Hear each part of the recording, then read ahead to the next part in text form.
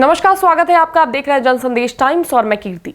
गुजरात और हिमाचल प्रदेश में विधानसभा चुनाव के बीच आज दिल्ली में भी दंगल का ऐलान हो सकता है। आज शाम राज्य चुनाव आयोग ने प्रेस कॉन्फ्रेंस बुलाई है। माना जा रहा है कि इसमें एमसीडी चुनाव के लिए तारीखों का ऐलान हो सकता है। ये भले ही स्थानीय चुनाव हो, लेकिन इसका असर दिल्ली से सैकड़ों किलोमीटर दूर गुजरात और हिमाचल तक पर हो सकता है। चुनाव की अहमियत इसलिए भी अधिक है क्योंकि इसे दिल्ली में सत्ता का सेमीफाइनल भी कहा जा रहा है। गुजरात के साथ स्वाभाविक एमसीडी चुनाव को लेकर इसलिए भी दिलचस्पी बढ़ गई है क्योंकि अरविंद केजरीवाल की अगुवाई वाली पार्टी के लिए एक साथ 3 मोर्चे खुल गए हैं। इनमें से कम पर तो दिल्ली के सीएम और आप संयोजक ने पूरी ताकत लगा दी है। एक तरफ वो गुजरात में 37 साल से सत्ता में काबिज भारतीय जनता पार्टी को चुनौती दे रहे हैं, तो दूसरी तरफ दिल्ली में भी पहली बार एमसीडी पर कब्जा करने की कोशिश है। राजनीतिक जानकारों की माने तो पिछले कुछ महीनों में केजरीवाल ने जिस तरह भाजपा के गढ़ में मेहनत की है, उससे पार्टी को बेहतर नतीजे की उम्मीद है। केजरीवाल की रैलियों और रोड शो में उमड़ती भीड़ को देखते हुए पार्टी को कम से कम कांग्रेस से आगे निकल जाने की उम्मीद है। कहा जा रहा है कि यदि आप ऐसा करने में सफल रहती है तो राष्ट्रीय स्तर पर पार्टी के विस्तार को मजबूती मिलेगी।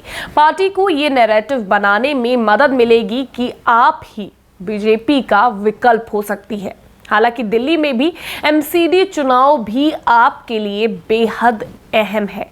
दिल्ली में ही जन्मी आम आदमी पार्टी पिछले 3 विधानसभा चुनाव में जीत हासिल कर चुकी है, लेकिन लोकसभा चुनाव और एमसीडी चुनाव में उसे निराशा हाथ लगती रही है। इस बार पार्टी एमसीडी में भी केजरीवाल नारे के साथ भाजपा से नगर निगम की सत्ता छीनने की कोशिश में है। ऐसे में बड़ा सवाल ये है कि क्या गुजरात और दिल्ली में एमसीडी चुनाव के एक साथ होने से क्या केजरीवाल का ध्यान बटेगा और क्या उन्हें किसी एक मोर्चे पर इसका कुछ नुकसान हो सकता है। हालांकि पार्टी सूत्रों का कहना है कि दोनों ही चुनावों में एक साथ अच्छे प्रदर्शन के लिए पूरी रूपरेखा तैयार है। अरविंद केजरीवाल, भगवंत मान, मनीष सिसोदिया, राघव चड्ढा जैसे नेताओं की अगुवाई में कार्यकर्ता गुजरात के साथ एमसीडी चुनाव लड़ने को तैयार हैं। आप जहां एक साथ 2 मोर्चे पर जोर लगाएगी, तो भाजपा के सामने एक साथ 3 फ्रंट खुले हुए हैं। हिमाचल में जहां पार्टी के सामने 37 साल का रिकॉर्ड तोड़ते हुए सत्ता दोहराने की चुनौती है, तो गुजरात में 27 साल का लगातार शासन जारी रखने का लक्ष्य है। वहीं दिल्ली एमसीडी में भी लंबे समय से काबिज भाजपा को सत्ता विरोधी लहर से जूझना होगा। तीनों ही राज्यों में पार्टी का मुकाबला आप और कांग्रेस से है। हालांकि पार्टी को पीएम मोदी के चेहरे, बड़े काडर, आप और कांग्रेस में वोट बंटवारे जैसे फैक्टर्स के सहारे जीत की उम्मीद है। देखना अहम होगा कि आप और बीजेपी की इस टक्कर में बाजी कौन मारता है। नतीजे जो भी हो आप तक हम लेकर आएंगे ही।